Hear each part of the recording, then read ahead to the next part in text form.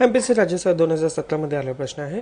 हा दुहेरी सदस्यत्वाबद्दल होता व ही तिन्ही वाक्य जशीच्या जशी लक्ष्मीकांतमधून आलेली आहे. तर ते आपण बघूया की पहिलं वाक्य, जर व्यक्ती संसदेच्या दोन्ही सभागृहात निवडून आली असेल तर तिने कोणत्या सभागृहात काम करायचे आहेत हे 10 दिवसात कळवलं पाहिजे, नाही तर राज्यसभेची जागा रिक्त होते. जर एका गृहाचा विद्यमान सदस्य दुसऱ्या गृहात निवडून आला तर त्याची पहिल्या गृहातली जागा रिक्त होते. आणि तिसरं वाक्य, जर व्यक्ती एका गृहातील 2 जागांवर निवडून आली तर त्याने एक जागा निवडायची, नाहीतर त्याच्या दोन्ही जागा रिक्त होतात. तर आता आपण प्रश्न बघूया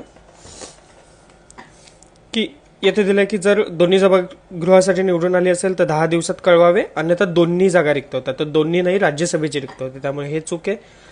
जर एका व्यक्ती सभागृहातील 2 जागांवर निवडून आली तर तिने एका जागेचा पर्याय द्यावा, अन्यथा दोन्ही जागा रिक्त होतात, हे बरोबर आहे. जर एका सभागृहाचा सदस्य दुसऱ्या सभागृहात निवडून आला तर पहिल्या सभागृहातील जागा रिक्त होते, हे पण बरोबर आहे. आणि येथे विचारलं तर कोणतं बरोबर नाही, तर आन्सर